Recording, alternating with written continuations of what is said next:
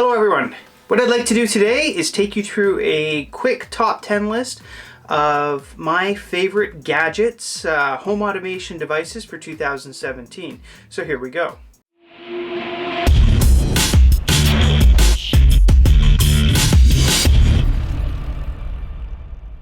Welcome back. I'd like to thank everybody who's been joining in to see some of my videos. One of the questions I get asked all the time is, what are my favorite gadgets? What do I want? What would I suggest people get started with? So here's my list of top 10 gadgets for 2017. So in no specific order, here is number 1. The Plum Lightpad. The Plum Lightpad was a Kickstarter that was very successful. They basically created the first Wi-Fi enabled light pad dimmer, as they call it.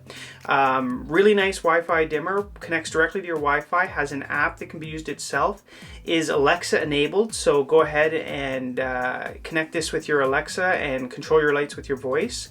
Nice thing that the Plum dimmer has that none of the others do is what they call the glow ring. And essentially what this is a presence ring around it. When you get close to it and it's dark or in the day, the ring will actually light up and it'll allow you to see where the light is.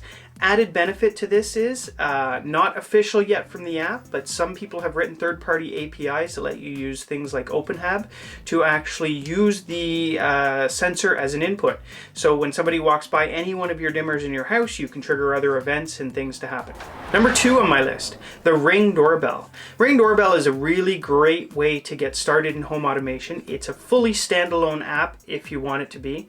Installs really simply using low voltage in your house. You simply take the old doorbell off, you wire up the 2 wires, and screw it back onto the wall. Essentially what the Ring Doorbell is just what it sounds like. It's a doorbell. When it rings, it sends a notification to your phone, which allows you to have two-way voice conversations with whoever's sitting at your front door, and of course you see the video that goes along with that. Number 3 on my list falls into the same category as the Nest Thermostat. This is one that most people have heard about. It's probably one of the biggest mainstream devices out there, but I think it's still a fantastic option. The Nest Thermostat is super easy to install. You simply take your old one off, making note of your wiring scheme, and in goes the new one. The nice thing about the Nest is it takes away all of the programming. So by default, you just simply install it and you turn the ring back and forth to adjust the temperature whenever you want. After about a week or 2 of using it, the Nest will actually learn your schedule and it'll start to work around that. Number 4 on my list is the Yale touchscreen keypad lock. So essentially what this is really simple. It's a replacement deadbolt for your front door.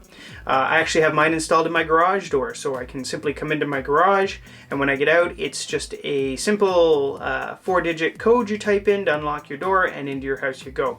You can set this up with many different key codes, so you can have different people who have access, and you can monitor who they are based on the codes you give them. Number 5 on my list is the Rancho, not quite sure how this one's pronounced, Rancho home sprinkler system. So now obviously this one's only going to apply to people who currently have a home sprinkler system, but if you do, this is a fantastic and easy way to upgrade and add some intelligence to your watering schedule.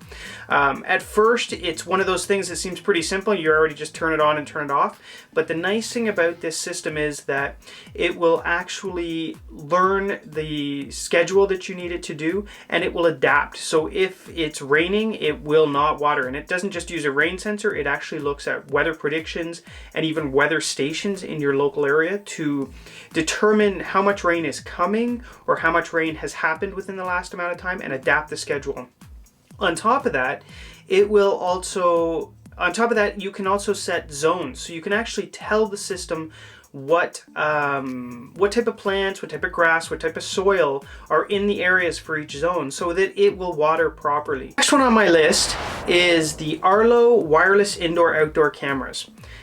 These are really fantastic. They're really simple to get up and running. They're a little bit cheaper, not just upfront purchase, but on a monthly subscription level. So if you're looking to get some wireless cameras up and running, they're fantastic for that. You can have 2 modes with these, which I really like. One is a hardwired mode where essentially it's powered and it's up and running all the time. The other one is actually a wireless mode. and this is where you actually charge the camera and you can place it somewhere. It's only going to send you, it's only going to record video if there's been motion events and things like that. So what happens is the battery will last for a really long time. This allows you to place them in places that you normally wouldn't be able to. And I found that you can even move them around. So when you're on vacation, maybe you want a couple extra views of your house, things like that, you can place one and they work just fantastic. Next up on the list is the Logitech Harmony Elite Remote Control and Hub. Now, no matter what we do to automate things in our house, we seem to still have simple IR devices. I mean, some people have VCRs, DVD players, TVs, stereos, amplifiers, and in the past, Logitech has always been a leader in creating these remote controls, which would allow us to put macros and control all these things. With the new system, the new hub system, they've taken it to that next level, and what they've done is provided a hub which can kind of fire out all of these codes. And the nice thing is that you can control this hub by most home automation systems. So you can add a level of remote control or event-based control to your home automation system. And then on top of that, you've still got your regular remote control that someone can walk into the room and use to turn on the system. Speaking of lights, next on the list is the LIFX bulb or LIFX bulb. Essentially, there was another popular one, Philips Hue, which got a lot of the fame, and I think it's because they were first to market. But at the same time, there was a Kickstarter for a bulb called the LIFX or LIFX.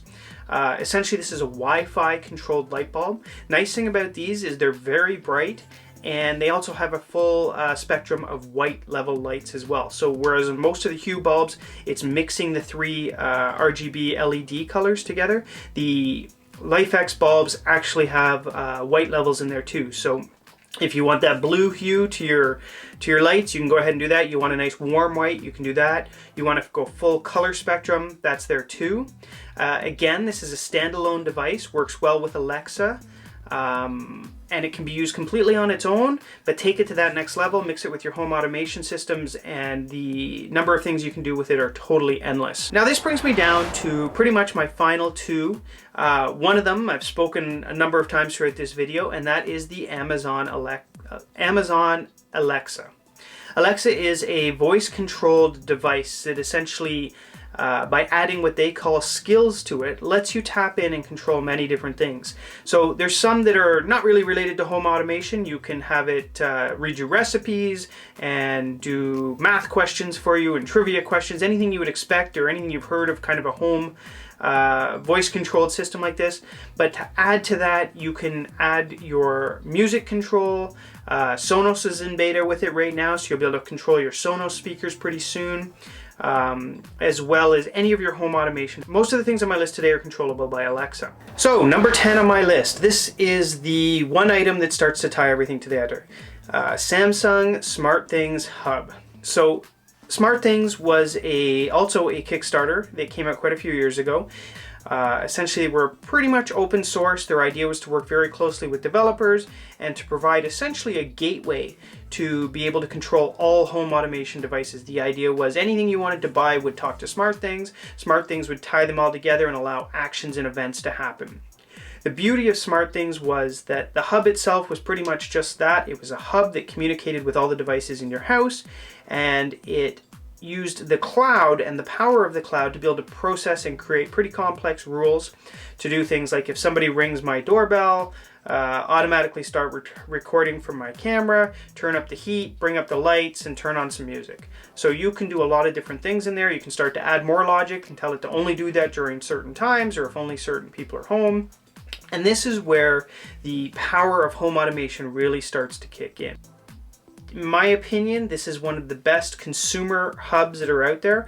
I still talk a lot about OpenHub, but I think if you're just getting into home automation, or even if you're in pretty far and you don't want to deal with a lot of the nitty-gritty of something like creating rules yourself or programming, or getting to that lower level of home automation, SmartThings is definitely the best place to go. So that's it. That's my top 10 list. These are kind of the products that I think that someone who's in home automation already or someone who's just looking to get started, they're all really good contenders to get things up and running. They allow you to kind of piece your system together one by one. None of them really rely on each other, but the beauty is as you start to add them to your system, they can all start to talk to each other and you can really start to create some cool applications for your smart home. For those of you who have watched a couple of my videos here, thank you so much. If you subscribe, that's fantastic. To be honest, it's really helped me want to make more videos. Seeing that people are actually watching them and getting some useful information out of them is definitely a big plus. So if you haven't already, please hit the subscribe button below. If you're interested in what I'm putting out, there's a little bell icon. Click that. You'll get notified every time I put out a video. If you like this video, thumbs up. And if you don't, thumbs down, because it's going to help me understand what it is you're listening to. And if you'd like to be a bigger part of the conversation, leave some comments below. Thanks so much for watching, and we'll catch you in the next video.